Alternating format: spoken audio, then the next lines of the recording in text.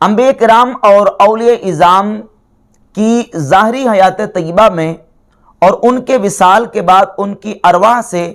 इस्तिमदाद, इस्तिआनत और इस्तिगासा और मदद तलब करने को बाज़ लोग हकीकत व मजाज, ज़ाती और अताई के फ़र्क को फरामोश करके बाला ताक रख कर इसको शिर्क करार देते हैं और ऐसे लोगों को मुशरिक करार देते हैं, जबकि हकीकत यह है कि ये शिर्क नहीं है। इस मसले को समझने से पहले बुनियादी तौर पर, चूँकि शिर्क और तौहीद के हवाले से यहाँ बात की जाती है, तो शिर्क और तौहीद की तारीफ और उसकी डेफिनेशन समझना ज़रूरी है। बुनियादी तौर पर यह समझें कि शिर्क किसको कहते हैं और तौहीद क्या है। शिर्क कहते हैं इस्बातु शरीक फिल उलूहिया बिमाना वजूबिल वजूदी कमालिल मुजूस और बिमाना इस्तिहकाकिल इबादा कमाल अबदतिल असनाम। शिर्क कहते हैं इस्बातु शरीक फिल उलूहिया, किसी शरीक को अल्लाह रब्बुल इज़्ज़त की उलूहियत में शरीक ठहरा देना, उसके लिए अल्लाह रब्बुल इज़्ज़त के साथ किसी को शरीक साबित करना, इस माना में कि उसको वाजिबुल वजूद माने, जिस तरह के मुजूसी करते हैं। और बिमाना इस्तिहकाकिल इबादा, या उसको इबादत का मुस्तहिक जानकर अल्लाह रब्बुल इज़्ज़त के साथ इबादत में उसको शरीक ठहराए, जिस तरह के बुतों की पूजा करने वाले बुतों को इबादत के लायक समझते हैं। तो इस एतबार से ये भी शिर्क है। ये शिर्क है कि किसी को अल्लाह रब्बुल इज़्ज़त के साथ उलूहियत में शरीक करना, यानी उसको वाजिबुल वजूद मानना या उसको इबादत के लिए मुस्तहिक उसको मानना, ये शिर्क है। और तौहीद इसके बिल्कुल उल्टा है। तौहीद है इत्क़ादुल वहदानियत, यानी अल्लाह रब्बुल इज़्ज़त की वहदानियत का, यकताई का, तन्हाई का, यकताई का इत्क़ाद रखना। आदमुल मुशारकतिल गैर लहू फिल उलूहिया, यानी उलूहियत में उसके साथ किसी भी शरीक को, किसी गैर को उसका शरीक ना मानना, यह तौहीद है। तो तौहीद और शिर्क का जो कॉन्सेप्ट है और ये तारीफात हैं, इनके वाज़े हो जाने के बाद ये बात वाज़े हो जाती है कि अगर कोई बंदा मुस्लिम मोमिन अल्लाह रब्बुल इज़्ज़त को वहदहू ला शरीक मानने वाला और अल्लाह रब्बुल इज़्ज़त के साथ किसी को वाजिबुल वजूद ना माने और अल्लाह के साथ किसी को इबादत का मुस्तहिक नहीं मानता, वो अगर किसी अल्लाह के बंदे से इस्तिआनत करता है, मदद तलब करता है, तो यकीनन उसको खुदा समझ के नहीं, उसको इलाह या माबूद समझ के नहीं, बल्कि उसको अल्लाह का बंदा समझ के, और ये अकीदा रख के कि अल्लाह रब्बुल इज़्ज़त ने इसको ये ताकत दी है, अल्लाह की दी ताकत से ये मेरी मदद कर सकता है और मेरी इस्तिआनत कर सकता है, ये अकीदा रख के कोई मुसलमान किसी से इस्तिआनत करता है तो ये शिर्क नहीं है। अगर अल्लाह रब्बुल इज़्ज़त के अलावा किसी से भी मुतलकन इस्तिआनत को शिर्क करार दिया जाए, तो फिर कुरान मजीद और अहादीस तय्यबात में जहां इस्तिआनत का अल्लाह के महबूबों से, अल्लाह के बंदों से और अल्लाह रब्बुल इज़्ज़त की मखलूक से इस्तिआनत का जिक्र है, उसको किस तरह जस्टिफाई करेंगे, उसको शिर्क से किस तरह निकालेंगे, उसकी मिसालें मैं इंशाअल्लाह आगे पेश करूंगा। तो सबसे पहले ये बुनियादी तौर पर यह फर्क समझना जरूरी है, शिर्क की तारीफ और तौहीद की तारीफ, और साथ तमहीदन यह बात भी समझना जरूरी है जाती और अताई का फर्क, इसनाद हकीकी और इसनाद मजाजी का फर्क। एक चीज उसकी निस्बत जब अल्लाह रब्बुल इज़्ज़त की तरफ हो तो अल्लाह की तरफ उसकी निस्बत हकीकी और जाती, और जब बंदे की तरफ उसकी निस्बत होती है तो बंदे की तरफ उसकी निस्बत अताई है। कुरान मजीद में उसकी बेशुमार मुताद्दिद मिसालें मौजूद हैं, उनमें से चंद मिसालें पेश करके इंशाअल्लाह बात आगे चलाते हैं। कुरान मजीद में अल्लाह रब्बुल इज़्ज़त ने सूरत शूरा की आयत नंबर 49 में इरशाद फरमाया, यहबु लिमन यशाउ इनासन व यहबु लिमन यशाउ ज़कूरा। अल्लाह जिसे चाहता है बेटियां अता फरमाता है और जिसे चाहता है बेटी अता फरमाता है। यहाबु, वहाबा यहाबु हिबातन, यानी देना, किसी को अता करना। अब देखो यहाबु फेले मुजारे यहां इस्तेमाल हुआ कि जिसे चाहता है अल्लाह बेटियां अता फरमाता है, जिसे चाहता है अल्लाह बेटे अता फरमाता है। इसी यहाबु से सूरह मरियम की आयत नंबर 19 में वाहिद मुतकल्लिम का सीगा इस्तेमाल हुआ और इस हिबा की निस्बत हजरत सय्यदना जिब्रील अलैहिस्सलातु वस्सलाम की तरफ यहां मौजूद है।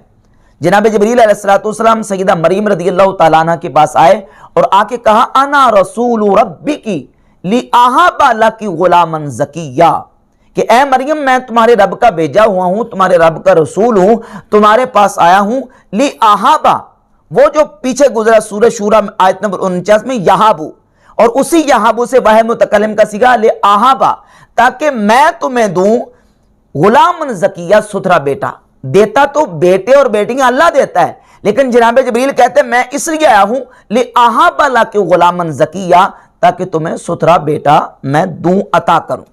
तो जब अल्लाह की तरफ इसकी निस्बत है वहां हकीकी और जाती निस्बत है, और जब जनाब जबरील अल्लाह की जो मखलूक है, अल्लाह के बंदे हैं, उनकी तरफ हिबा की निस्बत है, तो वहां निस्बत अताई है, यानी उन्होंने जो देना है वो अल्लाह की अता से। अगरचे उनकी तरफ डायरेक्ट इसकी निस्बत है, लेकिन वो जाती तौर पर इसके मालिक नहीं है, बल्कि अल्लाह रब्बुल इज्जत की अता से वो उनको सुथरा बेटा देने के लिए तशरीफ लाए। एक और मिसाल कुरान मजीद में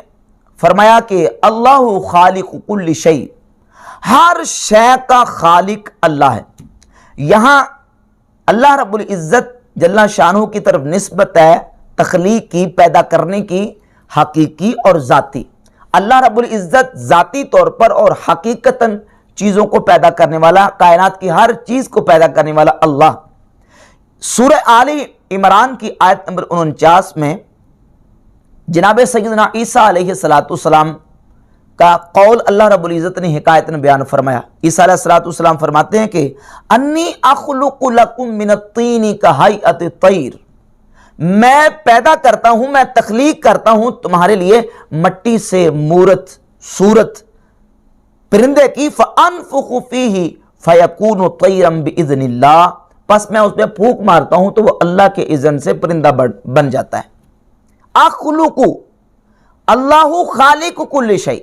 हर शय का खालिक अल्लाह है और हर चीज को अल्लाह पैदा करता है। वहां निस्बत हकीकी और जाती है। और यहां सूरह आले इमरान की आयत नंबर 49 में जनाब ईसा अलैहिस्सलाम जो फरमाते हैं कि अखलुकु लकुम, वहां निस्बत जो है वो अताई है, यानी वो अताई तौर पर अल्लाह रब्बुल इज्जत की ये ताकत देने से ये अमल कर रहे हैं। तीसरी मिसाल सूरत ज़ुमर की आयत नंबर 42 में अल्लाह रब्बुल इज्जत फरमाता है अल्लाहु यतवफ़्फ़ल अनफुस, जानों को मौत अल्लाह देता है। अल्लाह फौत करता है जानों को, यानी मौत देता है अल्लाह जानों को। यहां फौत करने की निस्बत अल्लाह रब्बुल इज्जत की तरफ है, हकीकी और जाती। और यही सीगा इस्तेमाल हुआ कुरान मजीद में सूरह अस-सजदा की आयत नंबर 11 में, कुल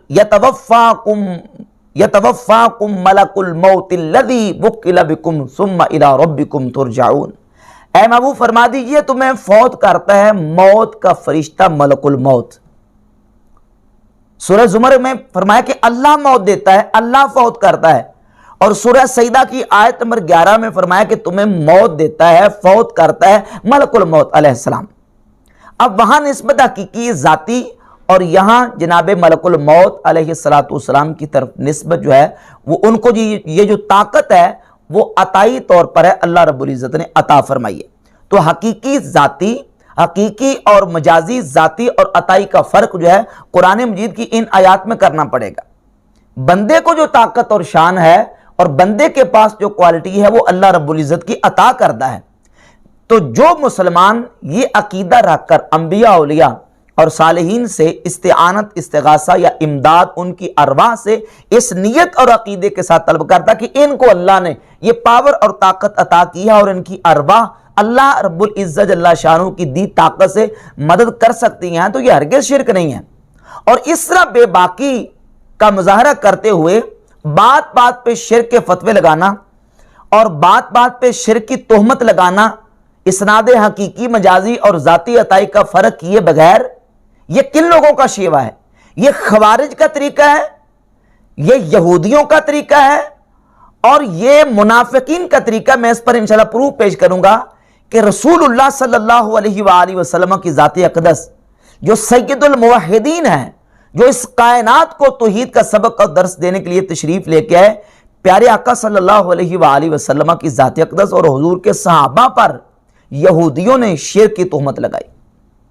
اور صحیح حدیث ہے مسند احمد ابن حنبل میں، اور اس کے علاوہ سنن نسائی میں امام نسائی رحمۃ اللہ تعالی علیہ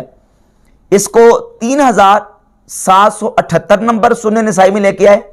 اور سنن نسائی کا ایک دوسرا نسخہ ہے، اس میں 3804 نمبر ہے، یعنی اسلام 360 جو ابھیوں کی ایپ ہے اس میں 3804 نمبر اس کا موجود ہے، یہ سنن نسائی میں۔ اور مسند احمد ابن حنبل میں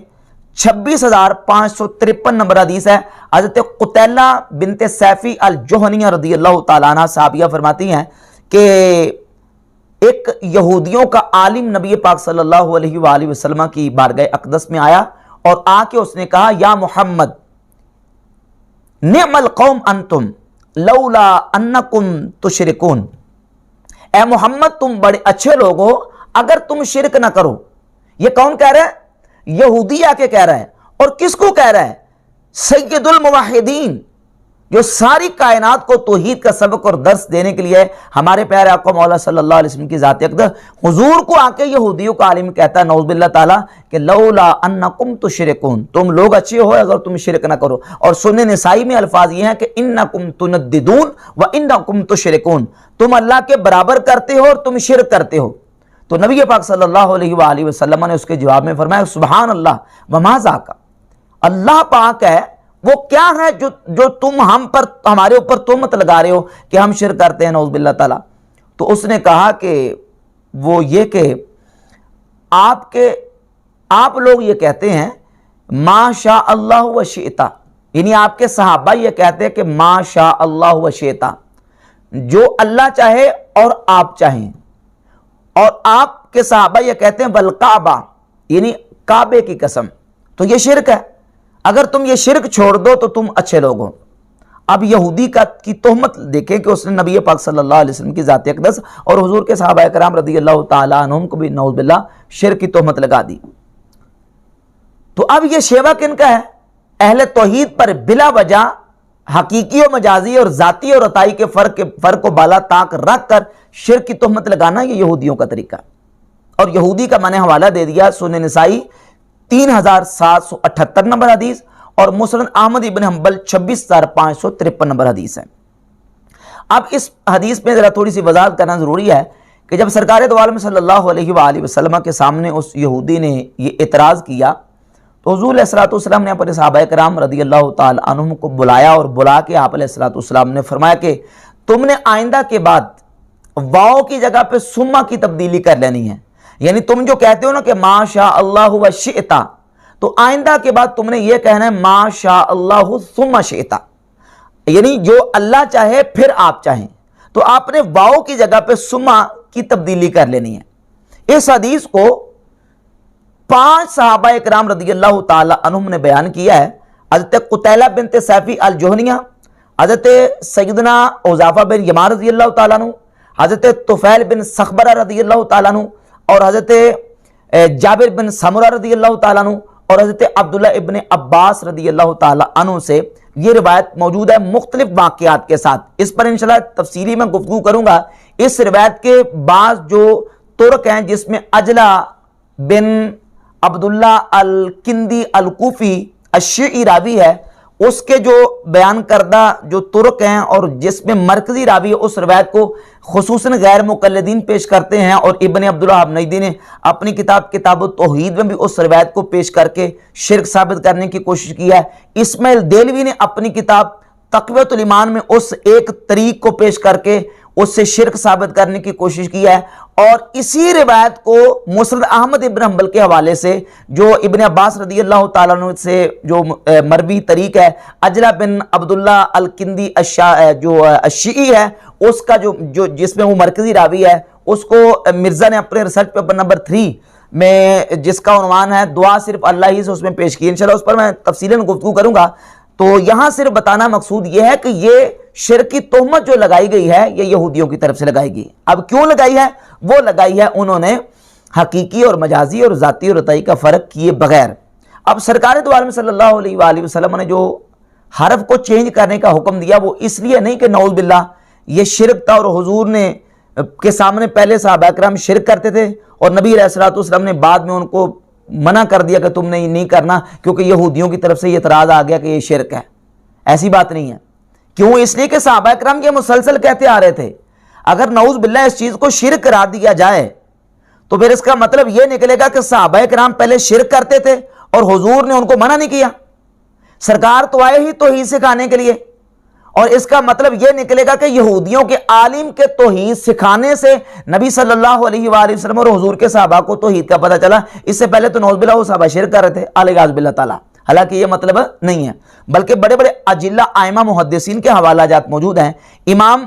طحاوی رحمۃ اللہ علیہ نے اپنی کتاب شرح مشکل الاثار میں بھی اسی روایت کو بیان کر کے انہوں نے لکھا یہ پہلے مباح تھا اور بعد میں حضور علیہ السلام نے اس کو منع کر دیا. امام نووی رحمۃ اللہ علیہ نے ریاض الصالحین میں پورا چیپٹر اور عنوان اس بات کا قائم کیا ہے کہ ما شاء اللہ و شئتا پہلے کہنا جائز اور بعد مکروہ ہو گیا. یعنی اس کے کراہت کا بیان اس کے شرک کا بیان ہی کیا. یہ نہیں کہا کہ اس کے شرک کا بیان، یہ کہا کہ اس کے مکروہ ہونے کا بیان. کیوں مکروہ؟ اس لیے کہ نبی پاک صلی اللہ علیہ وآلہ وسلم نے اس لفظ واو کو منع کر دیا اور کہا کہ ما شاء اللہ و شئتا کی جگہ پہ تم نے کہنا ما شاء اللہ ثم شئتا. تو پر انشاءاللہ اس پر پوری تفصیلاً جو ہے نا وہ ڈیٹیل اسی حدیث کے اوپر انشاءاللہ گفتگو کریں گے. تو دوسرا حوالہ جو منافقین کی طرف سے ہے کہ منافقین نے بھی شرک کا فتویٰ لگایا اور شرک کی تہمت لگائی. تفسیر کی معتبر اور مستند کتابوں میں یہ واقعہ موجود ہے کہ جب نبی پاک صلی اللہ علیہ وآلہ وسلم نے حکم دیا کہ جس نے میری اطاعت کی اس نے اللہ کی اطاعت کی اور جس نے میرے ساتھ محبت کی اس نے اللہ کے ساتھ محبت کی، یہ سن کر منافقین نے یہ کہا کہ محمد صلی اللہ علیہ وآلہ وسلم نعوذ باللہ یہ چاہتے ہیں کہ جس طرح عیسائیوں نے عیسیٰ علیہ السلام کو رب اور خدا بنا لیا تھا ہم بھی ان کو رب اور خدا بنا لیں نعوذ باللہ تعالی. سورۃ النساء کی آیت نمبر 80 کی تفسیر میں امام ابن الجوزی نے اپنی کتاب زاد المسیر میں، یہ تفسیر کی کتاب ہے امام ابن الجوزی کی تفسیر زاد المسیر، اور یہ امام بغوی کی کتاب ہے تفسیر معالم التنزیل، اور اسی طرح امام فخر الدین رازی نے اپنی کتاب تفسیر کبیر میں اور علامہ علوسی نے تفسیر روح المعانی میں اس واقعے کو ذکر کیا کہ منافقین نے کہا قال بعض المنافقین ما يريد هذا الرجل الا ان نتخذه ربا كما اتخذت النصارى عيسى ابن مریم ربا. یہ محمد نعوذ باللہ یہ چاہتے ہیں کہ ہم ان کو ایسے رب بنا لیں جس طرح کے عیسائیوں نے عیسیٰ علیہ السلام کو رب بنا لیا. تو اب اس بات پر منافقین نے رسول اللہ صلی اللہ علیہ وآلہ وسلم کی ذات اقدس پر نعوذ باللہ تعالی شرک کی تہمت لگائی. اور اسی طریقے سے خوارج کا وہ گروہ جنہوں نے مولا علی مرتضی شیر خدا کرم اللہ تعالی وجہ الکریم اور حضرت امیر معاویہ رضی اللہ تعالیٰ عنہ اور حضرت عمر بن عاص رضی اللہ تعالیٰ عنہ کو واقع تحکیم کی وجہ سے نعوذ باللہ مشرک کہا، تو وہ بھی وجہ یہ تھی قرآن مجید کی آیت سورہ یوسف کی پڑھتے تھے کہ ان الحکم الا للہ، اللہ کے علاوہ کسی کا حکم نہیں ہے. لہذا چونکہ معاویہ اور علی نے دونوں نے حاکم مقرر کر کے شرک کیا ہے لہذا دونوں نعوذ باللہ تعالیٰ مشرک ہو چکے ہیں. اور پھر مولا علی کے سامنے یہاں تک کہا کہ اشرکت فی دین اللہ رجال، اے علی تو نے بندوں کو خدا کا شریک بنا کے شرک کیا ہے لہذا ہم تیری اطاعت نہیں کریں گے. البدایہ والنہایہ میں یہ واقعہ موجود ہے. اور امام نسائی نے اپنی کتاب خصائص علی میں روایت نمبر 185 اسی کو بیان کیا، اور امام مسلم رحمۃ اللہ علیہ صحیح مسلم 2468 نمبر حدیث لے کے جب مولا علی نے ان کی یہ بات سنی تو آپ نے فرمایا کلمۃ حق ارید بہا باطل، کلمہ حق ہے لیکن انہوں نے مطلب اس کا غلط لیا ہے. تو یہ ذاتی اور عطائی اور حقیقی اور مجازی کا فرق کیے بغیر اس طرح کی شرک کی تہمت لگانا یہ یہودیوں کا طریقہ، خوارج کا طریقہ اور منافقین کا طریقہ ہے. مومن مسلمان جو ہے وہ ہمیشہ ان چیزوں کا فرق کر کے چلتا ہے. تو اب ان تمہیدی باتوں سے یہ بات واضح ہو گئی کہ اولیاء اللہ اور انبیاء کرام علیہم الصلوات و تسلیمات کی ظاہری حیات طیبہ میں اور ان کے وصال کے بعد ان کی ارواح سے استعانت اس نیت کے ساتھ اگر کوئی بندہ کرتا ہے تو وہ شرک نہیں ہے، ذاتی عطائی اور حقیقی مجازی کا فرق سامنے رکھ کر. اب اس کو شرک ثابت کرنے کے لیے جن چیزوں کا سہارا لیا جاتا ہے اور جن آیات کو پیش کر کے جن آیات کو پڑھ کے اس کو شرک ثابت کیا جاتا ہے ان میں سے بالخصوص جو آیات طیبہ سورۃ الفاتحہ کی ایاک نعبد و ایاک نستعین، کہتے ہیں یہ قرآن میں تو واضح لکھا ہوا ہے کہ یا اللہ ہم تیری ہی عبادت کرتے ہیں اور ہم تجھ ہی سے مدد طلب کرتے ہیں۔ تو چونکہ اللہ رب العزت کے علاوہ کسی اور سے مدد طلب کرنا اور استعانت کرنا شرک ہے، لہذا جو ہے وہ انبیاء اولیاء سے استعانت اور امداد شرک ہے۔ اسی آیت کو جب ہم دیکھتے ہیں، سوال یہ پیدا ہوتا ہے کہ ایاک نستعین، یا اللہ ہم تجھ ہی سے استعانت کرتے ہیں، تجھ ہی سے مدد طلب کرتے ہیں۔ سوال یہ ہے کہ اس میں مطلق استعانت میں حصر ہے یا کہ استعانت حقیقی میں حصر ہے؟ اگر یہ لوگ یہ کہیں کہ مطلقاً اللہ کے علاوہ کسی اور سے استعانت کرنا شرک ہے، تو پھر حکیم سے دعائی مانگنا بھی شرک ہوگا، امیر سے ملازمت مانگنا بھی شرک ہوگا، کسی حکمران سے دنیاوی مدد مانگنا بھی شرک ہوگا، کیونکہ یہاں مطلقاً ہر قسم کی استعانت جو ہے وہ اللہ رب العزت سے، اللہ کے علاوہ مطلقاً کسی سے استعانت کرنا جو ہے وہ اس کو شرک کرا دیا جا رہا ہے۔ تو ظاہر ہے پھر وہ کسی بھی قسم کی استعانت ہوگی، وہ زندہ سے استعانت ہو تب بھی شرک ہے، فوت ہونے والے سے استعانت ہو تب بھی شرک ہے، وہ جو ہے وہ کسی اللہ کے نبی ولی سے ہو تب بھی شرک ہے، اور کسی دنیا دار سے ہو تب بھی شرک ہے۔ جبکہ قرآن مجید فرقان حمید کی آیات اور نبی پاک صلی اللہ علیہ وآلہ وسلم کی احادیث طیبات کو اٹھا کر دیکھ لیں، یہ مطلب جو ہے وہ ہرگز قرآن اور حدیث اس کی اجازت نہیں دیتا، بلکہ خود نبی پاک صلی اللہ علیہ وآلہ وسلم سے جو روایات اور احادیث ثابت ہیں، بالخصوص سنن نسائی میں 3687 نمبر حدیث، اور اسلام 360 ایپ جو وہابیوں کی ایپ ہے اس میں سنن نسائی کا نمبر ہے 3718۔ نبی پاک صلی اللہ علیہ وآلہ وسلم کی بارگاہ اقدس میں ایک قبیلہ آیا، تو آپ علیہ السلام نے ان کو فرمایا کہ تم ظہر کی نماز کے بعد آنا، اذا صلیت الظہر، جب میں ظہر کی نماز پڑھ لوں تو ظہر کی نماز پڑھنے کے بعد فقوموا فقولوا، تم نے کھڑے ہو جانا ہے اور کھڑے ہو کے یہ کہنا انا نستعین برسول اللہ علی المؤمنین، ہم اللہ کے رسول سے مدد طلب کرتے ہیں مومنین پر۔ انا نستعین برسول اللہ، وہی ایاک نعبد و ایاک نستعین، یا اللہ ہم تجھ ہی سے مدد طلب کرتے ہیں۔ تو حضور نے خود کہا کہ جب میں ظہر کی نماز پڑھ چکوں تو تم نے آگے کہنا انا نستعین برسول اللہ علی المؤمنین، کہ ہم مومنین پر اللہ کے رسول سے مدد طلب کرتے ہیں۔ تو وہاں تو مطلق اگر مراد لیا جائے استعانت کو کہ مطلقاً استعانت اللہ کے علاوہ کسی سے کرنا شرک ہے، تو نعوذ باللہ تعالیٰ کیا اللہ کے نبی علیہ السلام شرک کی دعوت دے رہے ہیں؟ کیا نعوذ باللہ تعالیٰ شرک کی تعلیم دے رہے ہیں؟ حضور خود فرما رہے ہیں کہ تم نے آ کے یہ کہنا ہے انا نستعین برسول اللہ علی المؤمنین، کہ ہم مومنین پر اللہ کے رسول سے مدد طلب کرتے ہیں۔ اور اس کے علاوہ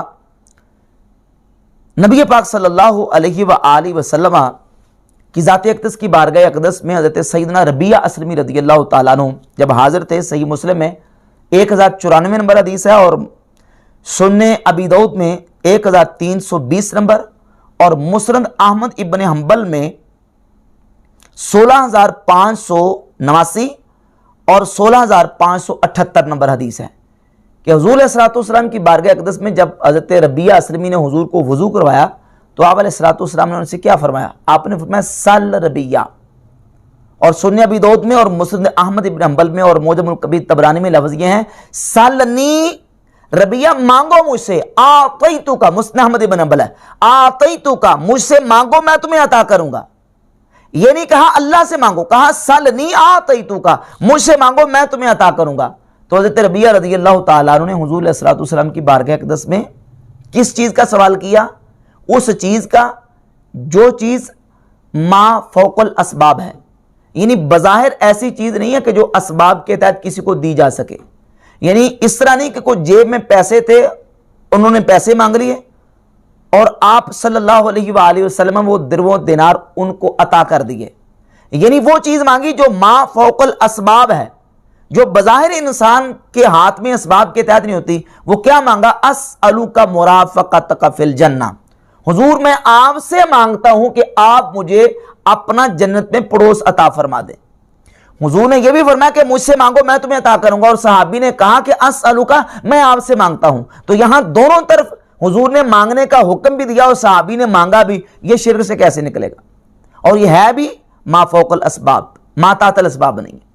تو نبی پاک صلی اللہ علیہ وآلہ وسلم کی ان احادیث طیبات سے بھی پتہ چلتا ہے کہ جب کوئی بندہ اللہ کے بندے سے مانگتا سوال کرتا ہے اور یہ عقیدہ رکھے کہ یہ اللہ کی عطا سے دے رہا ہے تو یقیناً شرک نہیں ہے، یہ توحید کے منافی نہیں ہے۔ اور وہ واقعہ سورۃ النمل میں جو حضرت آصف بن برخیہ کا سورۃ النمل کی آیت نمبر 40 میں موجود ہے کہ سلیمان علیہ السلام نے جب ملکہ بلقیس کا تخت منگوایا تو یہ تخت بھی آصف بن برخیہ ما فوق الاسباب لے کے آئے۔ ملک سبا میں تخت پڑا تھا، قال الذی عندہ علم من الکتاب انا آتیک بہ قبل ان یرتد الیک طرفک، کہا کہ اس شخص نے کہا جس کے پاس کتاب کا علم تھا کہ میں آپ کی بارگاہ میں ملکہ بلقیس کا تخت لے کے آؤں گا آپ کی آنکھ جھپکنے سے پہلے، آنکھ جھپکنے سے پہلے۔ اور سنن کبریٰ بیہقی میں امام بیہقی رحمۃ اللہ علیہ حضرت عبداللہ بن عباس رضی اللہ تعالیٰ سے لے کے آئے کہ یہ تخت لانے والا آصف بن برخیہ حضرت سلیمان علیہ السلام کا کاتب اور منشی تھا، آصف بن برخیہ۔ تو آصف بن برخیہ ملک سبا سے ایک آنکھ جھپکنے سے پہلے تخت سلیمان علیہ السلام کی بارگاہ میں حاضر کر رہے ہیں۔ سوال یہ پیدا ہوتا ہے یہ کس طاقت سے کر رہے ہیں، یہ کون سی طاقت تھی؟ آج اس قدر ترقی یافتہ دور میں، ٹیکنالوجی کے دور میں، آج تک ایسی ابھی تک کوئی ٹیکنالوجی نہیں ہے کہ جو دیوار کے باہر سے کوئی چیز پڑی ہو، ایک آنکھ جھپکنے سے پہلے وہ دیوار سے اندر مکان یا کمرے میں کوئی لے آئے، آج تک ایسی کوئی ٹیکنالوجی نہیں ہے۔ لیکن ہزاروں سال پہلے آصف بن برخیہ نے اللہ رب العزت کی دی ہوئی طاقت سے ملک سبا سے وہ تخت سلیمان علیہ السلام کی بارگاہ میں پیش کر دیا۔ کس طاقت سے؟ روحانی طاقت سے۔ اور روح جو ہے وہ انسان کی نہیں مرتی، یعنی انسان کی جو موت ہے، ڈیتھ ہے، وہ کیا ہے؟ روح کا جسم سے نکل جانا، روح کا جسم سے نکلنا یہ موت ہے۔ تو روح جسم سے نکلنے کے بعد بھی مرتی نہیں ہے۔ اب آصف بن برخیہ جو لے کے آئے ہیں تخت، وہ جسمانی طاقت سے یا روحانی طاقت سے؟ یقیناً روحانی طاقت سے، وہ تو وہیں بیٹھے ہیں، لیکن روحانی طاقت سے سلیمان علیہ السلام کی بارگاہ میں اس تخت کو آصف بن برخیہ نے پیش کر دیا۔ تو روحانی طاقت زندگی میں بھی، اور روحانی طاقت زندگی کی یعنی انسان کی دنیاوی زندگی کے بعد برزخ میں تو روحانی طاقت اور زیادہ ہو جاتی ہے۔ بلکہ حضور سیدنا غوث پاک شیخ عبد القادر جیلانی رحمۃ اللہ تعالی علیہ مومن کی روحانی طاقت کا ذکر کرتے ہوئے اپنی کتاب فتوح الغیب شریف، یہ فتوح الغیب حضور غوث پاک سرکار رحمۃ اللہ تعالی علیہ کی وہ کتاب ہے کہ جس کتاب کے اوپر تمام مکاتب فکر کا اتفاق ہے۔ اہل سنت کا منکم کہلانے والے دیوبندی ہوں یا وہ وابی غیر مقلد ہوں یا اہل سنت و جماعت بریلوی ہوں، تمام مانتے ہیں کہ یہ فتوح الغیب شریف حضور غوث پاک سرکار رحمۃ اللہ کی کتاب ہے۔ اس کتاب میں غوث پاک سرکار رحمۃ اللہ صفحہ نمبر 35 پر اور صفحہ نمبر 65 پر اور صفحہ نمبر 73 پر بندے مومن کی شان اور طاقت کا ذکر کرتے ہوئے فرماتے ہیں کہ جس وقت بندہ موت سے پہلے مر جاتا ہے، یعنی موت سے پہلے اپنے آپ کو، اپنے نفس کو مار دیتا ہے، تو اللہ رب العزت جل شانہ اسے صفت تکوین عطا فرماتا ہے۔ اب وہ تکوین کی صفت، وہ صفت تکوین جو اللہ رب العزت نے بندے مومن کو جنت میں عطا کرنی ہے، اس صفت تکوین کا ذکر کرتے ہوئے مرزا محمد علی انجینئر نے اس سے یہ استدلال کیا ہے کہ وہ جو اللہ تعالیٰ صفت تکوین جنت میں بندہ مومن کو عطا کرے گا تو یعنی اس کے کہنے سے چیز ہو جائے گی، تو وہ کہتا جی اللہ تعالیٰ بندے کو جنت میں منی گاڈ بنا دے گا۔ ہم کہتے ہیں منی گاڈ اللہ رب العزت کے علاوہ کوئی بھی خدا نہیں ہو سکتا، نہ چھوٹا نہ بڑا نہ درمیانہ۔ یہ سری شرک ہے، یہ کفر ہے، کیونکہ اللہ رب العزت جل شانہ کی ذات کے علاوہ کوئی خدا نہیں ہے، صرف اللہ ہی خدا ہے۔ اور مرزا جو ہے اس شرک کا ارتکاب کر رہے ہیں، کہتا ہے کہ جنت میں اللہ تعالیٰ بندوں کو منی گاڈ بنائے گا۔ منی گاڈ نہیں بنائے گا، ہاں بندوں کو اللہ رب العزت جل شانہ یہ طاقت اور شان عطا کرے گا۔ حضور غوث پاک سرکار رحمۃ اللہ فرماتے ہیں کہ جس وقت بندہ مومن مرنے سے پہلے اپنے آپ کو، اپنے نفس کو مار دیتا ہے، ثم یرد علیک التکوین، صفحہ نمبر 35 پر مقالہ نمبر ہے 16، فرماتے ہیں پھر تکوین تیری طرف لوٹائی جائے گی اور پھر تو اس مقام پر آ جائے گا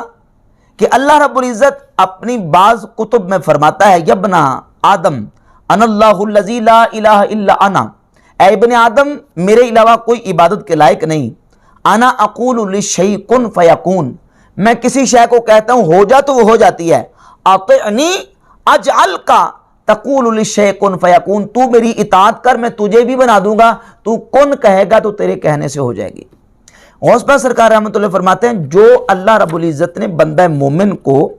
شان جنت میں عطا کرنی ہے، جب بندہ مرنے سے پہلے مر جاتا ہے تو وہ اللہ رب العزت جل شانہ دنیا میں بندے کو وہ طاقت اور شان عطا کرتا ہے۔ یہ مقالہ نمبر ہے جی 40، صفحہ نمبر 65۔ آپ فرماتے ہیں کہ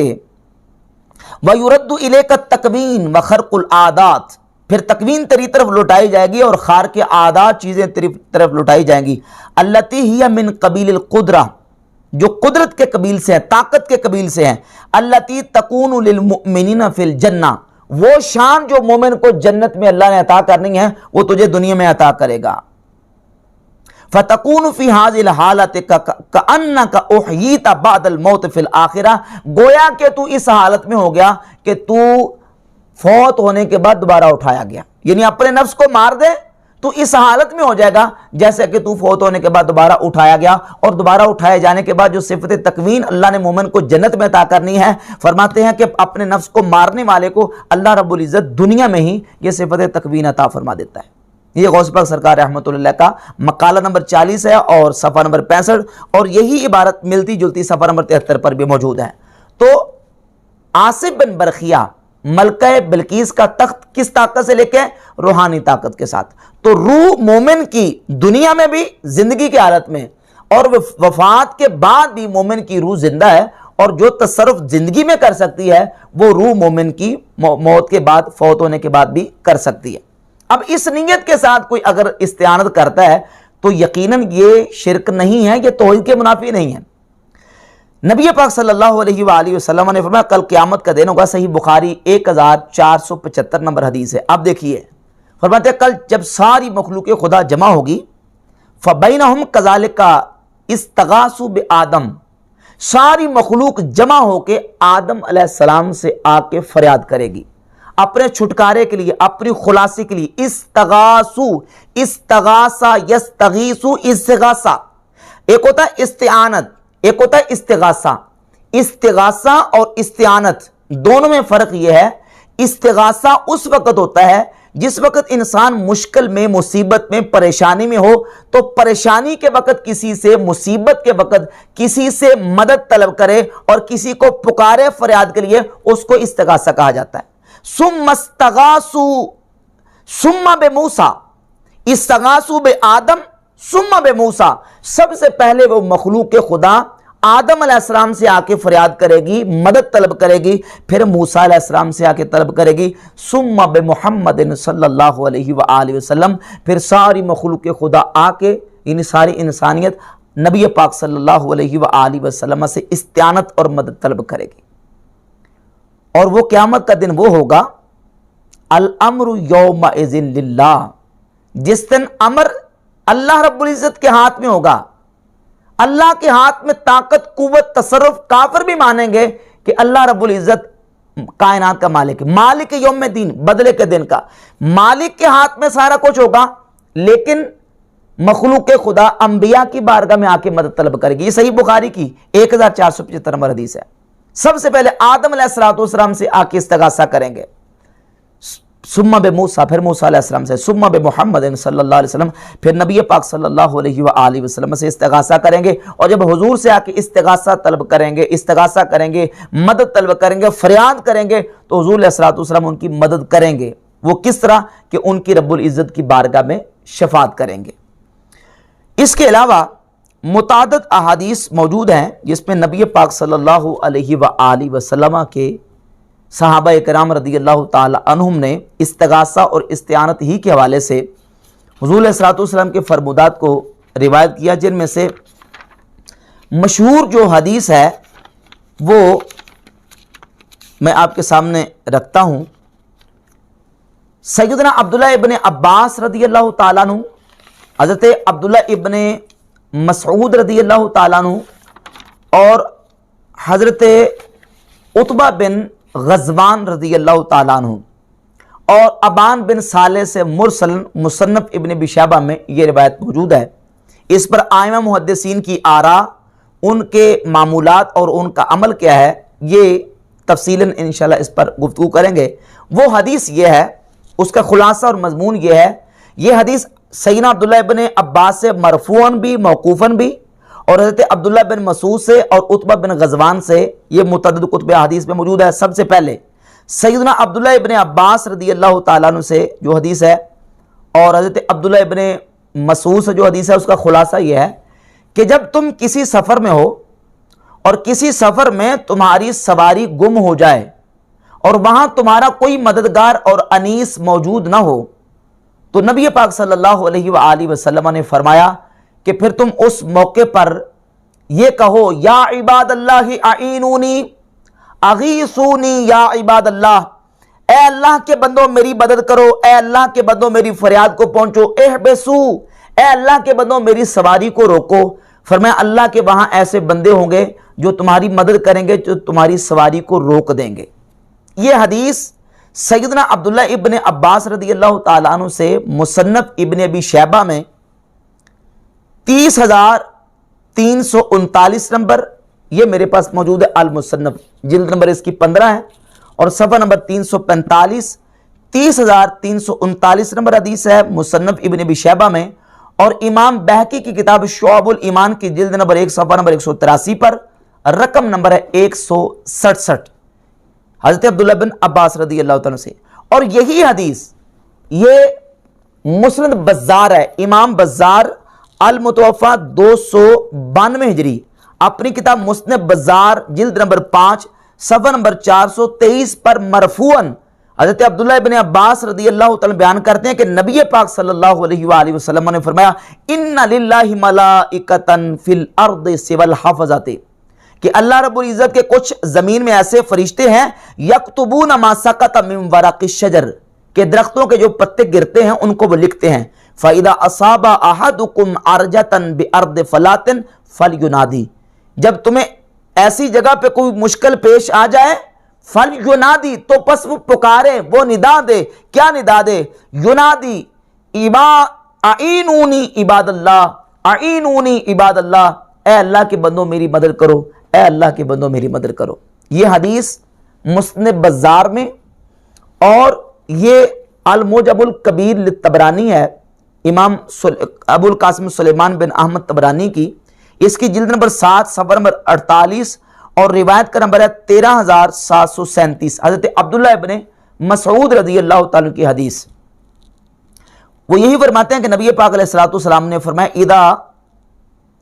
یہ حدیث ہے حضرت عتبہ بن غزوان سے، حضرت عبداللہ بن مسعود سے ایک دوسری سند کے ساتھ المعجم الکبیر للطبرانی میں ہی دوسری موجود ہے روایت، یہ اس کی جلد نمبر ہے 5 اور صفحہ نمبر ہے 153، یہی حدیث حضرت عبداللہ بن مسعود سے المعجم الکبیر طبرانی میں، اور اس کا نمبر ہے 10,367، اور عتبہ بن غزوان سے اس کا نمبر ہے 13,737، کہ نبی پاک صلی اللہ علیہ وآلہ وسلم نے فرمایا، اذا اضل احدکم شیئا او اراد احدکم عونا، جب تمہاری کوئی چیز گم ہو جائے یا تم کسی سے مدد کا ارادہ رکھتے ہو، وَهُوَ بِأَرْضٍ لَيْسَ بِهَا انیس، اور تم ایسی جگہ پہ ہو کہ وہاں کوئی تمہارا انیس اور مددگار نہ ہو، فَلْيَقُلْ، تو پس چاہیے کہ وہ بندہ یہ کہے، یا عباد اللہ اغیثونی، یا عباد اللہ اغیثونی، اے اللہ کے بندوں میری فریاد کو پہنچو، اے اللہ کے بندوں میری فریاد کو پہنچو، فَإِنَّ لِلَّهِ عِبَادًا لَا نَرَاهُمْ، فرمایا کہ ایسی زمین پر اللہ کے ایسے بندے ہوتے ہیں مدد کرنے کے لیے جن کو ہم دیکھتے نہیں ہیں، تو ایسے تم نے کہنا ہے، اے اللہ کے بندوں میری مدد کرو، اے اللہ کے بندوں میری فریاد کو پہنچو۔ امام طبرانی 13,737 نمبر حدیث کو بیان کرنے کے بعد لکھتے ہیں، وَقَدْ جُرِّبَ ذَلِكَ، اس حدیث کے مطابق تجربہ کیا گیا ہے کہ جب ایسی حالت میں ایسے وقت پر کوئی ایسی مشکل پیش آئی ہے تو اللہ کے بندوں کو جب پکارا ہے تو اللہ رب العزت نے مشکل کو حل فرما دیا۔ اب نبی پاک علیہ السلام نے یہ جو فرمایا ہے، نعوذ باللہ کیا حضور نے شرک کی تعلیم دیا؟ کیا نعوذ باللہ تعالیٰ حضور کے صحابہ شرک کو آگے روایت کرتے رہے؟ کیا نعوذ باللہ تعالیٰ نبی پاک علیہ السلام نے اپنی امت کو شرک کی دعوت دی؟ علیہ باللہ تعالیٰ حضرت عبداللہ بن عباس راوی، عتبہ بن غزوان راوی، عبداللہ بن مسعود رضی اللہ تعالیٰ راوی، اور ابان بن صالح سے یہی مصنف ابن ابی شیبہ ہے، اور اس کی جلد نمبر 15 اور صفحہ نمبر 385 پہ روایت کا نمبر ہے 30,438۔ یہ متعدد مرفوع، موقوف اور مرسل روایات موجود ہیں۔ اچھا یہ تو ہے روایات، اور ان کی تخریج میں آپ کے سامنے کچھ حوالے پیش کرتا ہوں۔ یہ جو عتبہ بن غزوان سے میں نے المعجم الکبیر طبرانی سے روایت پیش کی ہے، جلد نمبر 7 صفحہ نمبر 48، اس کا رقم نمبر ہے 13737۔ یہی حدیث مسلم بازار میں جلد 6 صفحہ 33 اور 34 پر موجود ہے، اور مجمع الزوائد میں جلد نمبر 10 صفحہ نمبر 188 پہ، اور روایت کا نمبر ہے 17103۔ اور حضرت سیدنا عبداللہ ابن مسعود رضی اللہ تعالیٰ سے بھی ایک روایت موجود ہے جو کہ مسند ابی یعلا میں 5266 نمبر، مجمع الزوائد میں 17105 نمبر، اور امام ابن السنی کی عمل الیوم واللیلہ میں روایت کا نمبر ہے 508۔ یہ روایات جو نا وہ صحابہ اکرام سے مروی ہیں۔ امام حیثمی نے اسی روایت کو حضرت عبداللہ بن عباس رضی اللہ عنہ سے بیان کیا اور لکھا رجالہ ثقات، اس کے رجال ثقہ راویوں سے موجود ہے۔ یہ ہمارے پاس جو نسخہ موجود ہے حضرت عبداللہ بن عباس سے مرفوعاً جو روایت موجود ہے، اس کے محقق سید عمران نے اس کے نیچے لکھا کہ حسن، یعنی اس کی سند حسن ہے۔ اور اس کے علاوہ امام سخاوی رحمۃ اللہ علیہ نے اپنی کتاب الابتہاج فی اذکار المسافر والحاج میں اس حدیث کو حسن لکھا، اور اسی حدیث کو ابن تیمیہ نے اپنی کتاب الکلم الطیب، یہ غیر مقلدین کے امام و پیشوا ابن تیمیہ اپنی کتاب الکلم الطیب کے صفحہ نمبر 98 پر روایت نمبر 177 لے کے اس کو ذکر کیا۔ اور اس کے علاوہ اس حدیث کو ائمہ محدثین میں سے امام محدث علی قاری رحمۃ اللہ تعالی مکی، انہوں نے حرز السمین شرح حسن حسین، امام جزری رحمۃ اللہ کی کتاب ہے حسن الحسین جو اذکار اور وظائف پر کتاب ہے۔ پہلے تو یہ کہ امام جزری اپنی کتاب حسن الحسین کے مقدمے میں لکھتے ہیں کہ میں نے اپنی اس کتاب کو حسن حسین کو صحیح احادیث سے تخریج کیا ہے۔ امام جزری اسی حدیث کو اپنی کتاب حسن حسین میں لے کے آئے، ان کے نزدیک یہ حدیث کم از کم صحیح یا حسن ہے۔ اور اسی حدیث، اسی اذکار کی کتاب حسن حسین کی شرح لکھی ہے محدث امام علی قاری رحمۃ اللہ علیہ نے، حرز السمین شرح حسن الحسین، اور اس کتاب کی شرح میں انہوں نے اس حدیث کو حسن قرار دیا۔ اس کے علاوہ ایک زبردست بہت بڑا حوالہ اسی حدیث کی صحت کے حوالے سے امام احمد بن حنبل رحمۃ اللہ علیہ کا، یہ کتاب ہے مسائل احمد ابن حنبل۔ امام احمد بن حنبل رحمۃ اللہ کے بیٹے عبداللہ نے ان کو جمع کیا ہے، اس میں جلد نمبر 2 ہے اور صفحہ نمبر 816، روایت کا نمبر ہے 1090۔ امام احمد بن حنبل فرماتے ہیں کہ میں نے 5 حج کیے ہیں، 2 حج پیدل اور 3 حج میں نے سواری پر کی ہیں۔ وہ فرماتے ہیں کہ ایک سفر اور حج میں گم گیا، رستہ بھول گیا، تو فرماتے ہیں میں نے یہی کہا، کیا کہا؟ فرماتے ہیں جعلت اقول یا عباد اللہ دلونا علی الطریق، میں یہ کہتا رہا، فلم ازل اقول ذالک حتی وقعت علی الطریق، میں کہتا رہا یا عباد اللہ دلونا علی الطریق، یا عباد اللہ دلونا علی الطریق، بار بار میں یہ کہتا رہا، فرماتے ہیں حتیٰ کہ میں رستہ مجھے مل گیا۔ تو امام احمد بن حنبل رحمۃ اللہ علیہ نے بھی اس حدیث پر عمل کیا، اس حدیث پر عمل امام احمد بن حنبل کا بھی، امام طبرانی کہتے ہیں جرب ذالک، اس کے مطابق عمل کیا گیا۔ اور یہ محدث امام نووی رحمۃ اللہ جو کہ شرح صحیح بخاری اور شرح صحیح مسلم کے مصنف ہیں، صحیح بخاری کی شرح بھی کی ہے، صحیح مسلم کے شارح بھی ہیں، یہ اپنی کتاب کتاب الاذکار کے صفحہ 225 پر روایت نمبر 628 لے کے آئے، اور اسی حدیث کو بیان کیا حضرت عبداللہ ابن مسعود رضی اللہ تعالی عنہ سے، اور حدیث کو بیان کرنے کے بعد کہتے ہیں کہ میرے بڑے بڑے جو شیوخ ہیں علم کے، انہوں نے اس حدیث کے مطابق عمل کیا، اور میں نے خود اس حدیث کے مطابق عمل کیا۔ امام نووی اور ان کے شیوخ نے عمل کیا، امام طبرانی کہتے عمل کیا گیا، امام احمد بن حنبل رحمۃ اللہ کہتے عمل کیا گیا، اور بہت بڑے جلیل القدر امام عبداللہ بن مبارک رحمۃ اللہ تعالی علیہ سے ضم الکلام و اہلہ جز نمبر 4 صفحہ نمبر 14 پر ابو اسماعیل عبداللہ بن محمد الحروی المتوفہ 481 نقل کرتے ہیں کہ امام عبداللہ بن مبارک رحمۃ اللہ فرماتے ہیں میں نے بھی اس حدیث کے مطابق عمل کیا ہے، اور ایک سفر میں میرے ساتھ یہ معاملہ پیش آیا تو میں نے بھی یا عباد اللہ اعینونی اغیثونی کہا، تو اللہ نے میری مشکل کو حل فرما دیا۔ تو نبی پاک صلی اللہ علیہ وآلہ وسلم نے تعلیم ارشاد فرمائی، امت کے علماء محدثین ائمہ نے اس حدیث کے مطابق عمل کیا۔ تو اگر یہ اللہ کے بندوں کو مدد کے لیے پکارنا مطلقاً شرک ہے تو پھر یہ ائمہ محدثین پر کیا فتویٰ لگاؤ گے؟ نعوذ باللہ امام احمد بن حنبل دلونی علی الطریق، یہ اللہ کے بندوں کو یا عباد اللہ کہہ کے پکار کے مشرک ہو گئے۔ امام عبداللہ بن مبارک مشرک ہو گئے۔ امام نووی رحمۃ اللہ صاحب کتاب الاذکار مشرک ہو گئے۔ امام طبرانی رحمۃ اللہ اپنی کتاب المعجم الکبیر طبرانی میں لکھتے ہیں جرب ذالک، اس حدیث کے مطابق عمل کیا گیا، کیا نعوذ باللہ تعالی یہ سارے ائمہ محدثین مشرک ہو گئے۔ تو نبی پاک صلی اللہ علیہ وآلہ وسلم کے صحابہ کرام رضی اللہ تعالی عنہم بھی اور امت کے ائمہ نے بھی اس طرح اللہ کے بندوں کو پکارنا اور ان سے استغاثہ اور استعانت جو ہے ان سے اس کا ثبوت ملتا ہے۔ بالخصوص اس سلسلے میں کو 3-4 روایات میں اور پیش کروں گا، جس سے یہ بات بالکل بحمد تعالی واضح ہو جائے گی کہ اللہ کے بندوں کو پکارنا یا ندا دینا مطلقاً یہ بالکل ہرگز شرک نہیں ہے۔ اس کی وجہ یہ ہے کہ اللہ رب العزت کی مدد کا مظہر سمجھ کے ان کو اگر پکارا جائے تو یہ شرک نہیں ہے۔ سیدنا عمر فاروق رضی اللہ تعالیٰ کے دور خلافت میں جو ایک واقعہ پیش آیا کہ حضرت عمر رضی اللہ تعالیٰ عنہ نے اپنے ایک لشکر ملک نہامد کی طرف جنگ پہ بھیجا تھا۔ مشہور واقعہ ہے کہ جب کفار نے اس لشکر پر حملہ کیا تو حضرت عمر رضی اللہ تعالیٰ عنہ مسجد نبوی شریف میں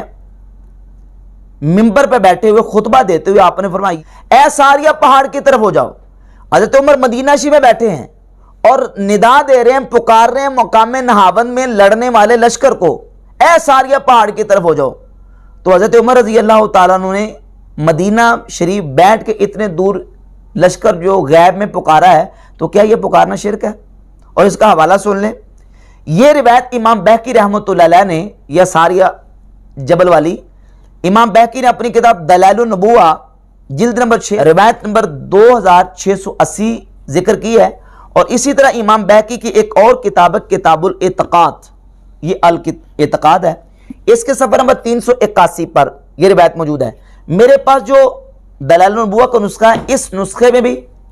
یہ سید ابراہیم نامی محقق ہے، اس نے بھی اس حدیث کو حسن لکھا۔ اس کا جو محقق ہے یہ سعودی عرب سے چھپی ہے کتاب، اس کے محقق نے بھی اس حدیث کو حسن لکھا۔ اور یہی حدیث امام ابن حجر عسقلانی نے اپنی کتاب الاصابہ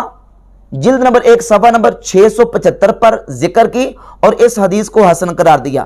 اس حدیث کو حافظ ابن کثیر نے اپنی کتاب البدایہ والنہایہ جلد 7 صفحہ نمبر 147 پر لکھا اور لکھا جید حسن۔ اور اس کے علاوہ امام ہبۃ اللہ لالکائی کی کتاب ہے شرح اصول اعتقاد اہل سنہ،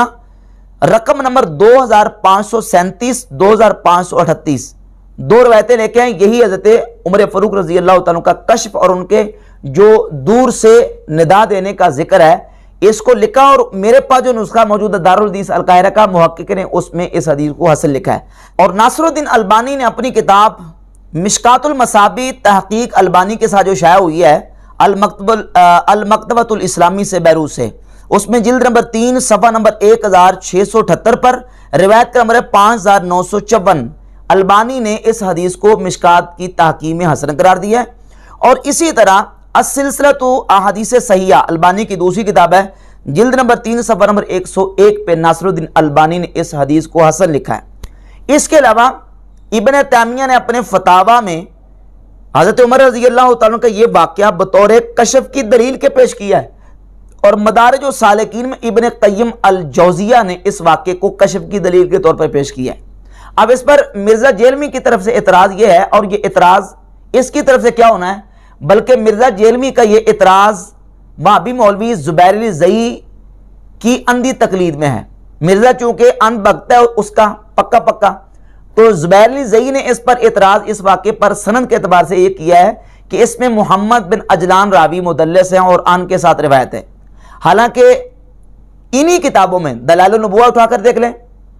امام بہقی کی کتاب الاعتقاد اٹھا کر دیکھ لیں، اور علامہ لالکائی کی شرح اصول اعتقاد اہل سنہ اٹھا کر دیکھ لیں، تینوں کتابوں میں باقاعدہ لفظ موجود ہے کہ محمد بن عجلان کہتے ہیں کہ انہوں نے ایاس بن معاویہ بن قرہ سے اس حدیث کو سنا ہے۔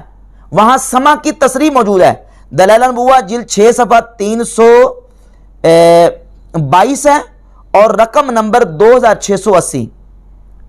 322 صفحہ ہے اور رقم نمبر 2680 ہے، اور کتاب الاعتقاد میں صفحہ 381 پر، اور شرح اصول اعتقاد اہل سنت میں 2538 نمبر روایت ہے، وہاں محمد بن عجلان کی باقاعدہ جو ہے وہ ایاس بن معاویہ بن قرہ سے سما کی تصریح موجود ہے، لہذا یہ اعتراض بالکل ان کا باطل اور بالکل مردود ہے، لہذا یہ بالکل سند حسن کے ساتھ روایت ثابت ہے۔ حضرت عمر رضی اللہ تعالیٰ نے دور سے پکارا۔ امام بخاری رحمۃ اللہ نے اپنی کتاب الادب المفرد میں اس حدیث کو لے کے آئے ہیں کہ سیدنا عمر فاروق حضرت عبداللہ بن عمر رضی اللہ تعالیٰ عنہ کا پاؤں سن ہو گیا، تو جب ان کا پاؤں سن ہوا، امام بخاری نے اور ابن السنی نے عمل الیوم واللیلہ میں دونوں نے اس روایت کو ذکر کیا ہے، اور امام نووی اپنی کتاب الاذکار میں لے کے آئے، جب ان کا پاؤں سن ہو گیا تو ان سے کسی نے کہا کہ اذکر احب الناس الیک، جو آپ کو سب سے زیادہ محبوب ہستی ہیں ان کا آپ ذکر کریں، تو حضرت عبداللہ بن عمر نے پکارا یا محمدہ صلی اللہ علیہ وآلہ وسلم، حضور نبی پاک علیہ السلام کی ذات اقدس کو ندا دی۔ بلکہ عمل الیوم واللیلہ میں، یہ امام ابن السنی کی کتاب ہے عمل الیوم واللیلہ، اس میں جو صفحہ نمبر 65 اور روایت نمبر 172 ہے، اس میں تو لفظ موجود ہے ادعو احب الناس الیک، جو آپ کو سب سے زیادہ محبوب ہے ان کو پکاریں، ان کو بلائیں، تو حضرت عبداللہ بن عمر نے کہا یا محمدہ صلی اللہ علیہ وآلہ وسلم، تو صحابہ اکرام رضی اللہ تعالیٰ عنہ کا نبی پاک صلی اللہ علیہ وآلہ وسلم کی ذات اقدس کو پکارنا بھی ثابت ہے۔ اس کے علاوہ صحیح حدیث جو کہ امام ابن ابی شیبہ اپنی کتاب المصنف میں، مصنف ابن ابی شیبہ میں، اور امام بہقی اپنی کتاب دلائل النبوہ میں، اور امام ابن حجر عسقلانی اپنی کتاب الاصابہ میں حضرت بلال بن حارث المزنی رضی اللہ تعالیٰ عنہ سے لے کے ہے کہ نبی پاک صلی اللہ علیہ وآلہ وسلم کے وصال اقدس کے بعد حضرت بلال رضی اللہ تعالیٰ حضور کی قبر پر انوار پر گئے اور سرکار کی قبر شریف پہ کھڑے ہو کے عرض کی یا رسول اللہ استسقی لامتک فانہم قد ہلکوا، یا رسول اللہ آپ کی امت ہلاک ہونے کے قریب ہے، آپ اپنی امت کے لیے بارش کی اور پانی کی دعا کیجئے، تو سرکار کو جا کے یا رسول اللہ کہہ کے پکارا بھی، اور صحابی رسول نے یہ بتا دیا کہ یہ پکارنا شرک نہیں ہے۔ اس حدیث کو امام ابن ابی شیبہ نے بیان کیا ہے، اور امام ابن حجر عسقلانی نے اپنی کتاب الاصابہ میں اس حدیث کو لکھا، اور فتح الباری شرح صحیح بخاری جلد 2 صفحہ 629 اور 30 پر امام ابن حجر عسقلانی نے اس حدیث کی سند کو صحیح قرار دیا، اور حافظ ابن کثیر نے البدایہ ونہایہ جلد نمبر 7 صفحہ 105 پہ اس حدیث کو صحیح قرار دیا، اور ابن تیمیہ نے اپنی کتاب اقتداء صراط مستقیم میں 728 نمبر صفحے پہ اس حدیث کو برقرار رکھا ہے۔ تو بحمد تعالیٰ ان حوالوں سے یہ بات بالکل واضح ہوئی کہ پکارنا یا اللہ کے محبوب بندوں کو بلانا یہ شرک نہیں ہے۔ اس سلسلے میں جو بہت بڑا مرزا جیلمی کی طرف سے جو اشکال پیش کیا جاتا ہے وہ جامع ترمذی کی حدیث کو بار بار دہراتا ہے کہ حدیث موجود ہے کہ الدعاء هو العبادہ، دعا عبادت ہے۔ اب دعا کا ترجمہ نہیں یہاں کرے گا، اگر دعا کا ترجمہ کرے پھر پھنس جاتا ہے۔ یقیناً دعا جو ہے یہ عربی کا لفظ ہے، دعا یدعو دعان و دعوتن فو دائن و دعی ایدعا دعان فذاک مدعون، تو یہ دعا جو ہے یہ عربی کا لفظ ہے، اسی سے دعا ہے، اسی سے یدعو ہے، اسی سے ادعو ہے، اسی سے لا تدعو ہے۔ ماضی کا سیغہ، مضارع کا سیغہ، امر کا سیغہ، نہیں کا سیغہ، فاعل کا، مفعول کا، یہ سارے سیغے اصل میں اس کا جو اصل مصدر ہے وہ دعا ہے، دعا یدعو دعاً و دعوتن، اور اس کا معنی ہے پکارنا، بلانا، ندا دینا، کسی کو پکارنا، بلانا اور ندا دینا۔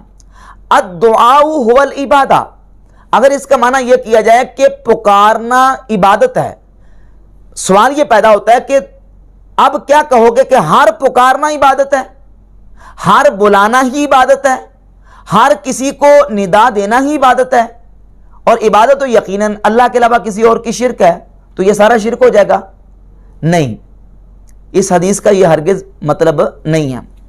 بلکہ اس حدیث کا صحیح مطلب یہ ہے، اس حدیث میں لفظ دعا کے اوپر الف لام داخل ہے،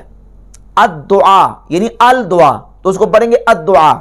الدعاء هو العبادہ، دعا عبادت ہے۔ اب سوال یہ پیدا ہوتا ہے کہ الدعا کے اوپر الف لام کون سا ہے؟ الف لام استغراقی ہے، الف لام جنسی ہے، الف لام عہدی ہے، عہد خارجی، عہد ذہنی، عہد حضوری، کون سا الف لام ہے؟ کیونکہ الف لام کی متعدد قسمیں ہیں۔ اگر الف لام کو استغراقی کرا دے، معنی یہ بنے گا کہ ہر قسم کا پکارنا یہ عبادت ہے، تو یہ معنی جو ہے وہ بالبداہت باطل ہے۔ کیوں؟ اس لیے قرآن مجید کی آیات موجود ہیں کہ جس میں پکارنے کی نسبت بندوں کی طرف کی گئی ہے۔ مثلا سورۃ النور کی آیت نمبر 63 میں اللہ رب العزت نے فرمایا لا تجعلوا دعاء الرسول بینکم کدعاء بعضکم بعضا، کہ رسول کے پکارنے کو اپنے درمیان اس طرح نہ سمجھ لو جس طرح تمہارا ایک دوسرے کو پکارنا۔ اس کی ایک تفسیر یہ ہے کہ یعنی جیسے تم ایک دوسرے کو پکارتے ہو اور دوسرا تمہیں پکارے تو تم توجہ دو یا نہ دو، تو جب رسول تمہیں پکارے تو اس طرح نہ سمجھ لو، بلکہ رسول کی پکارنے پر فوراً تم جواب دو۔ لا تجعلوا دعاء الرسول بینکم، یعنی رسول کے پکارنے کو اپنے درمیان اس طرح نہ بنا لو کا دعاء بعضکم بعضا، جس طرح کہ تمہارا ایک دوسرے کو پکارنا، اس طرح نہ بنا لو۔ ایک تفسیر یہ ہے، اور دوسری تفسیر یہ ہے کہ رسول کو تم اس طرح نہ پکارو جس طرح تم ایک دوسرے کو پکارتے ہو، بلکہ رسول کو تم تعظیم کے القابات کے ساتھ پکارو، یعنی یا رسول اللہ یا نبی اللہ کہہ کے۔ بہر صورت دونوں تفسیروں کے مطابق یہاں دعا جو ہے یا تو رسول کا پکارنا ہوگا یا رسول کو پکارنا ہوگا، یعنی دعا رسول کا معنی یہ ہوگا کہ رسول کو پکارنا یا رسول کا پکارنا، دونوں معنی کے اعتبار سے یہاں دعا جو ہے پکارنا وہ پایا جا رہا ہے۔ تو کیا یہ پکارنا عبادت ہے؟ کیا یہ پکارنا شرک ہے؟ کیا یہ دعا شرک ہے؟ کیونکہ لفظ دعا کا موجود ہے۔ اسی طریقے سے سورہ آل عمران کی آیت نمبر 153 میں ہے، اللہ رب العزت فرماتا ہے کہ جب جنگ احد میں بعض صحابہ کرام رضی اللہ تعالیٰ عنہم مشرکین اور کافروں کے جناب وہ حملے سے وہ ان کے پاؤں اکھڑ گئے اور وہ دائیں بائیں نکل گئے، تو اللہ فرماتا ہے والرسول یدعوکم فی اخراکم، اور رسول تمہیں تمہارے دوسرے گروہ میں پکار رہے تھے۔ یدعوکم، وہی دعا یدعو دعاً و دعوتاً، پکارنا، رسول تمہیں پکار رہے تھے۔ تو کیا یہاں پکارنا نعوذ باللہ عبادت والا پکارنا ہے؟ نہیں، بلکہ یہاں بلانا، پکارنا، ندا دینا ہے۔ اسی طرح قرآن مجید میں اللہ رب العزت نے ابراہیم علیہ السلام کو جب فرمایا، وہ واقعہ اس کا ذکر کیا ہے کہ آپ پرندوں کو لے لیں اور پرندوں کو لے کر ان کو آپس میں ان کو اپنی طرف سدا لیں اور پھر ان کو ذبح کریں اور ان کو قیمہ کر کے ٹکڑے جو نا وہ پہاڑوں پہ پھینک دیں، اور پھر فرمایا کہ ثم ادعوہن یاتینک سعیا، سورۃ البقرہ آیت نمبر 260، ثم ادعوہن یاتینک سعیا، پھر ان کو بلاؤ، پکارو، یاتینک سعیا، یہ دوڑے ہوئے تمہاری طرف آ جائیں گے۔ یہاں ادعو صیغہ ہے جس سے لا تدعو نہیں بنتی ہے۔ قرآن مجید میں جو آتا ہے کہ ولا تدعو مع اللہ الہا آخر، کہ اللہ کے ساتھ کسی اور کو نہ پکارو، نہ بلاؤ، یعنی اس کی عبادت نہ کرو، کیونکہ دعا یدعو دعان جو ہے یہ یدعونا اے یعبدونا کے معنی میں آتا ہے۔ تفسیر طبری میں امام طبری رحمۃ اللہ علیہ نے سورہ فاطر کی آیت نمبر 40 میں تدعونا کا معنی کیا اے تعبدونا، اور دیگر اور مقامات بھی تدعونا تعبدونا کے معنی میں آتا ہے۔ جہاں آتا ہے کہ اللہ کے علاوہ کسی کو مت پکارو، معنی یہ ہے کہ کسی کی عبادت نہ کرو، مطلقاً پکارنا مراد نہیں ہے۔ تو الدعاء هو العبادہ کا معنی یہ ہے کہ دعاء اللہ هو العبادہ، یعنی اللہ رب العزت سے دعا کرنا عبادت ہے، نہ کہ مطلقاً پکارنا عبادت ہے، نہ کہ مطلقاً کسی کو ندا دینا یا کسی کو طلب کرنا عبادت ہے۔ اگر مطلقاً طلب کرنا یا پکارنا یا دعوت دینا اس کو عبادت قرار دے کے شرک کرا دیا جائے، تو قرآن مجید میں جہاں اللہ کے رسول صلی اللہ علیہ وسلم کی طرف دعا کی نسبت ہے، مومنین کی طرف دعا کی نسبت ہے، حضرت ابراہیم علیہ السلام کو حکم دیا جا رہا ہے ثم ادعوہن، یہ دعا سے ہے، یعنی دعا سے امر کا صیغہ ادعو ہے، اور اسی سے نہیں لا تدعو ہے کہ ثم ادعوہن یاتینک سعیا، پھر پکارو ان کو، وہ دوڑے ہوئے تمہاری طرف آئیں گے۔ تو یہاں تو پکارنے کا حکم دیا جا رہا ہے۔ والرسول یدعوکم فی اخراکم، اور رسول تمہیں دوسرے گروہ میں پکار رہے تھے۔ لا تجعلوا دعاء الرسول بینکم کدعاء بعضکم بعضا، سورہ نور آیت نمبر 63 ہے کہ رسول کے پکارنے کو آپ آپس میں اس طرح نہ بنا لو جس طرح کہ تمہارا ایک دوسرے کو پکارنا۔ تو یہ بحمد تعالیٰ دلائل سے یہ بات واضح ہوتی ہے کہ الدعاء هو العبادہ کا معنی یہ ہے دعاء اللہ هو العبادہ، کہ جب بندہ مومن اللہ سے دعا کرتا ہے تو مومن کا اللہ سے دعا کرنا عبادت ہے. کیوں؟ اس لیے کہ جب اللہ رب العزت سے دعا کرتا ہے، اللہ کو اپنا معبود سمجھ کر، اپنا الہ سمجھ کر اور اپنا خالق اور مالک سمجھ کے اس کو پکارتا ہے اور اس کی بارگاہ میں دعا کرتا ہے، تو یہ دعا کرنا عبادت ہے. مطلقاً کسی کو پکارنا یا کسی کو بلانا یا ندا دینا یہ ہرگز عبادت نہیں.